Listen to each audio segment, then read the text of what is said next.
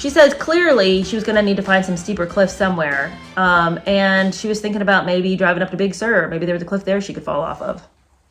Literally, WTF. What are you talking about? But before she could actually go through her plan, who should show up in the universe? God, don't you love that when the universe shows up for you? I mean, who the F is the universe? And in her own living room, no less, the universe condescended to come to Jada Pinkett Smith's living room and help her out. She said that her kids had some friends by the names of Moises and Mateo. They wanted to let her know that their dad Cesar had been to Peru and that he'd had this really excellent and exciting experience in Peru. And it had really changed him for the better. Because Cesar apparently was also a spiritual seeker, just like Jada Pinkett Smith. And so she could trust what he found because he's just like her. He wants to better his existence. He wants to better his life. Okay, so what do you think the big intervention was for Cesar in Peru? Ayahuasca. Okay, Jada, let me just tell you something. You were about 3 years too late on the revelation that you got into ayahuasca. Yeah, you and literally every other celebrity on the planet. You know, so it's like, don't show up now and be like, you'll never guess what it was that I found. Wait, can you guess it? You won't be able to. You won't. Guess what? Ayahuasca. Okay. Yeah, all right. Okay, now you're going to tell us how you stayed in the lodge and, was throwing up and sweating for 4 days. And, your spirit guides came and you saw things and, the negative energy that was pulling you physically down is now, you threw that up literally in this bucket and you threw up your depression in that bucket. I mean, it's just like, all right, we've heard it. We know. It's just, it's like, lady, you're too late on this bandwagon. She's desperately trying to figure out how she can make everybody okay with who she is. So she thinks that by telling us how she went through this arduous physical journey with the plant medicine, you're going to be totally fine with all the other things she's been doing leading up to this because she was willing to put herself in such a physically difficult position, all on the journey to find herself. And it's just like, I'm sorry, but your journey to self-love is of little to no importance to me because in its wake, you destroyed so many people. I'm glad that you feel like you're okay now, but what about all the people bleeding out? What about that? Are you so selfish? That's the thing. She wants us to believe she's so giving, loving, and kind. She never disregards anybody. That comes out of one side of her mouth. I care so much about the people I love. Yet out of the other side of her mouth, she's going to go on to tell us, but you do you, babe. If you got to just, mow some people down, sorry. The universe needs you to do that so you can love yourself. She says that she was listening to the boys and she was just becoming very hopeful, very curious. As it happened, Cesar was in town and she was eager to hear about his story firsthand. So she planned to meet him at his house. He gave a full graphic description of a life-changing experience. He explained that ayahuasca is a drink made from a plant that comes from the Amazon. His journey sounded daunting as he told me about it. Cesar, who is Colombian, speaks with a heavy musical accent. He described how ayahuasca was a deep psychological healer for him in ways that he thought were impossible. He said it removed energy that masqueraded as physical ailments. I'd known Cesar for a while, and I'd never seen his eyes as clear, as bright as they were at this meeting. He was evidence that Aya, oh my gosh, now she's going to call it Aya. He was evidence that Aya isn't some newfangled recreational drug trip. Actually, it isn't a drug at all. It's medicine, and has been for centuries. Well, Jada, that's what they said about opioids too. It's not a drug, it's a medicine. Take as much as you need, you won't get addicted. And I know that this is not an addicting situation. I don't think anybody's ever become addicted to ayahuasca, but the idea that this stuff can't be dangerous for you, because it's medicine, is as old as a snake oil salesman. Anyway, the light in his eyes is really what inspired her. Look at his bright and dancing eyes. That couldn't be the fever. She says that she started asking around and she was surprised by how quickly the universe showed up again. And this time it was opening the door for her to meet Mother Aya. Did you know? There's a whole mom for it. A therapist friend of mine said, oh yeah, I've done it several times. Several times? How deep were her demons that she had to go back for multiple trips to the ayahuasca throwing up factory? She says that she couldn't believe it.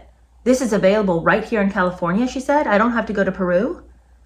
She explained that a medicine woman that she had worked with lived 15 minutes away, and she could arrange a journey for me as soon as I was ready.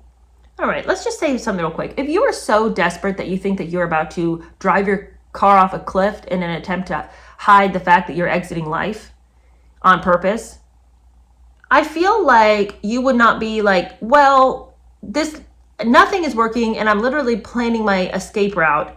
But now this person tells me that there's something in Peru that can help me. But it's so far, I don't know. I'm not really sure if I want to do that. If you really believe that this was the be all and end all, it's either ayahuasca or the cliff, you're going to tell me that you'd be like, I want to, but Peru, it's far though. It's far. If you were like, I love my babies, I love my kids, I don't know what I'm going to do. I don't know how I'm going to stop myself. I can't get these thoughts out of my head. And then somebody said, go to Peru. And you're like, a plane ride though. I mean, I know I've flown on planes like a million times in my life. I know I'm traveling all the time. As a celebrity, I never stay at home. I'm always going somewhere. But Peru, I don't know. Oh, you say I can do it in California 15 minutes away? I can probably fit that in. So she says that she arranged her ceremony really fast. At this point, my level of desperation was so all-consuming, all I could think was, what do I have to lose? If it killed me, great, mission accomplished. If not, thank God, or the universe, whichever way you want to go with that. Yet, here I am 1 month later, just after New Year's Eve, coincidentally the 14th anniversary of my marriage to Will. What a coincidence, she didn't plan this at all. Sitting in my car at the top of this hill, debating whether I should drive down this driveway or not. And then a memory resurfaces. So there she is at the top of the driveway, and she wants you to know about this searing memory that completely changed her ability to move forward. Can you even guess what it could be? What illustration could she use right now where she's just right on the brink of making change happen, but she just can't quite do it? What would be a really meaningful and deep description of this kind of like, do I go or not? So then she tells us this story, and she really wants us to get like the searing reality of this in our hearts, because this is really an original illustration. She tells us about a time on a hot, muggy Baltimore summer day when she'd gone down to the quarry and there was a series of high dives, and she climbed to the top one. She stood there for hours trying to get the strength to jump. She watched person after person jump. They all encouraged her to jump. She just couldn't do it. Then her mother called from way down at the bottom. Her mother called and said, "Come on, we gotta go." And then she gathered her strength. She summoned her gumption. And dang it, don't you know, she jumped. Of course, it hurt when she hit that water. That sting hurt. But you know what was better? You know what overrode that sting? The triumph of knowing she could do it. To jump off that diving board. To just do it. Just jump off the diving board. Just go. She felt free. She felt proud. She'd done it. And it was that searing experience that helped her to get out of her car and walk down to Mother Iowa, who was going to help her on her journey towards wholeness. This is just like super flimsy writing, okay? You know what? I'm not looking to be petty, all right? But that's the best you could do. Like, just even skip it. Like, then just jump off the diving board. That's your big example of like what changed it for you. It's just like, that's not good writing. Like, just skip the whole story. It's just like you're really dragging it out here. Okay, so she says, with that memory, I mustered the courage to get out of the car after grabbing the apples, oranges, and flowers that I've brought as an offering to Mother Earth and Mother Aya and to the other divine energies out there willing to look over me tonight. This is really worse than any garbage I had prepared myself for. I mean, I knew it was going to be a lot of drivel. But are you for real right now? Then I got out of the car toting my packages of apples, oranges, and flowers for Mother Earth and Mother Aya, all the divine energies looking out for me tonight. Well, if you think all these divine energies are looking out for you all the time, which energy is making you want to drive the car over a cliff? How come the divine energies can't intervene for you there? Did you not give them enough oranges?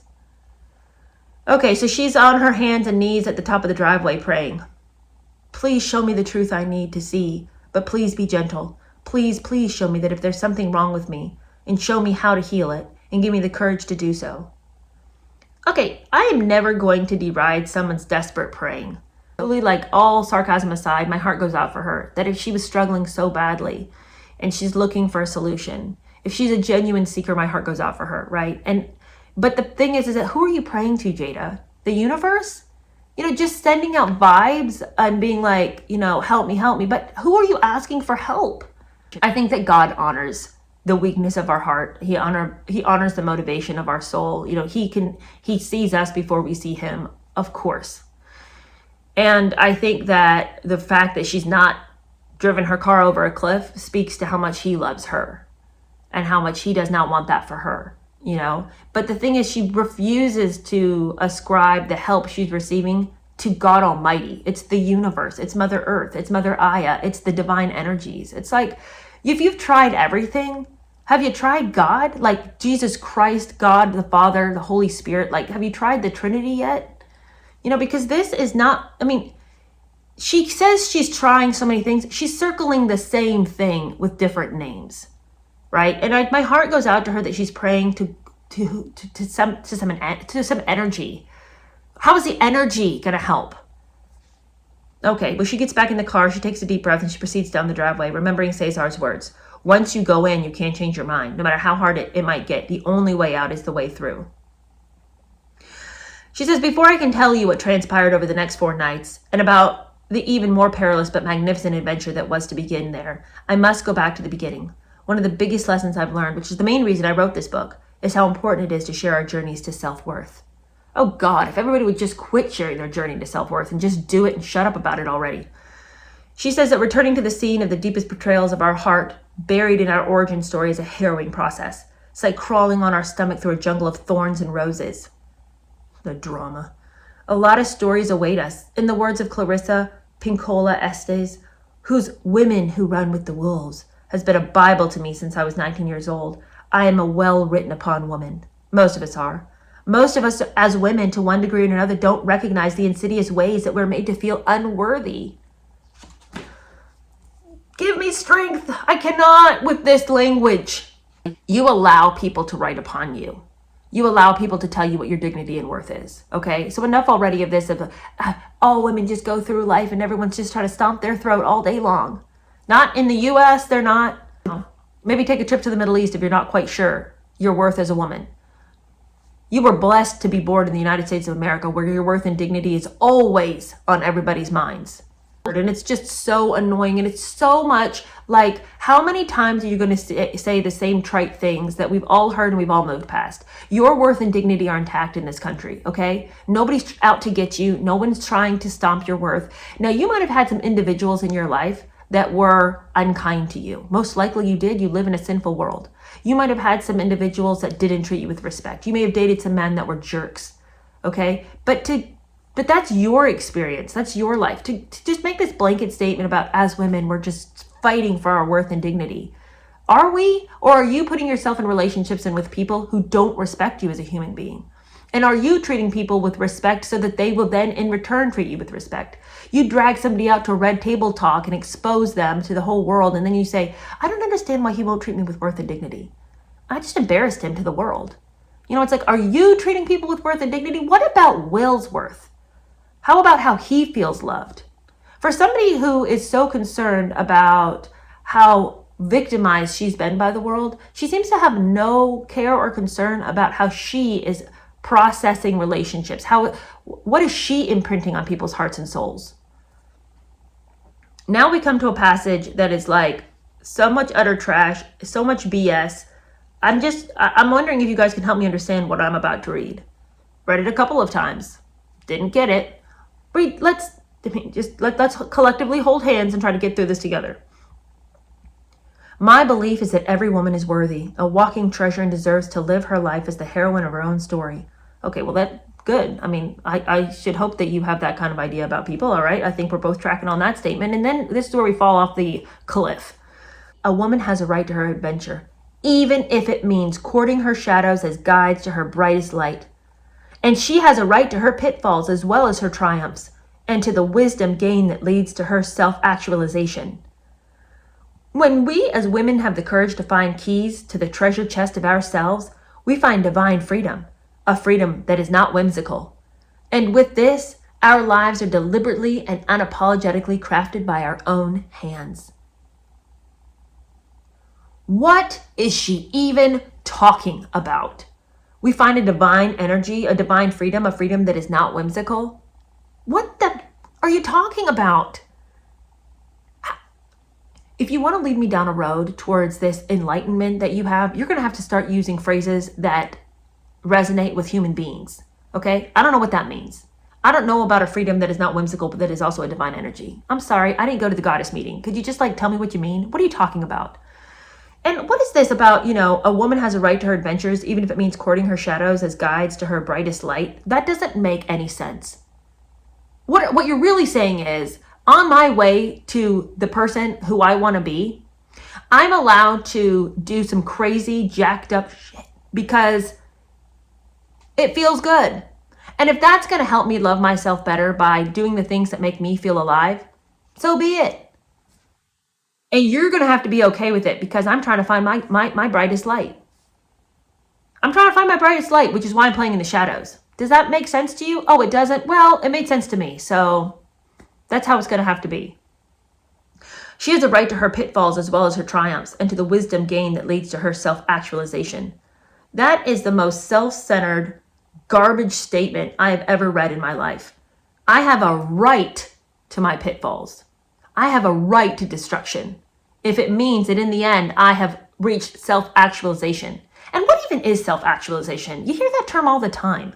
What is that? Is that when you've done all the things you ever wanted to do and you refuse to have anybody say, hey, pump the brakes, what you're doing is destructive? Does that mean that I just get to do whatever, whenever? That's self-actualization. I've actually become the self that nobody can stop. Is that what that means? I mean, I don't know a context for this kind of stupidity. She says, my hope is that you will be encouraged and strengthened by the journey that I'm about to share with you. Okay. Well, we will be encouraged and strengthened as we find out what we don't want to be. Thank you for giving us that roadmap. And then she says this. And I'm like, did you ask Meghan Markle to write this sentence for you? The archetypal heroine's journey is less of a linear quest to go off and slay dragons and save damsels, as we know so well from the hero's journey paradigm, but more of a spiral out of chaos and into order, saving the damsel within ourselves, where each woman can learn how to be her own savior. And any man or woman, or any pronoun that fits, who loves her, can learn how to support her in that. It doesn't make any sense. And you know what that feels like? It feels like she cut up a bunch of sentences from Meghan Markle's podcasts, and then she took Jordan Peterson's 12 Rules for Life, and then she cut up a bunch of phrases, put them in a bag, shook it up, and then laid out all the sentences and was like, okay, good, that'll suffice for that. I mean, what is this? The spiral out of order and into chaos, the archetypal heroine's journey, going off to slay dragons. We're all here to save ourselves. Any woman, any man, any pronoun. Pick a lane, lady. Which way are you going with this? Okay, so then she wants to let us know that this is a book about a woman's quest to find the power of unstoppable, indestructible love for herself. The key to her true empowerment and the acceptance of the journey that delivered her there. And here we go. This is the rabid, desperate attempt to convince the world that what she did and what we've seen her do is all just beautiful chaos, just a beautiful mess. Just the crooked and winding and whimsical, but still freeing and full of divine energy journey that it takes to become a queen. All right? You don't become a queen by, treating people with dignity and respect. God forbid it. You better take out that sword and don't slay dragons. Why don't you slay your husband? Slay all the people in your way. And while you're at it, make sure you take ayahuasca. Because without it, I'm not sure if you're going to be able to find all the enlightenment that's out there. Now, of course, I'm not a therapist, says Jada Pinkett Smith. But if you would like to have success and enlightenment, I can give you the steps.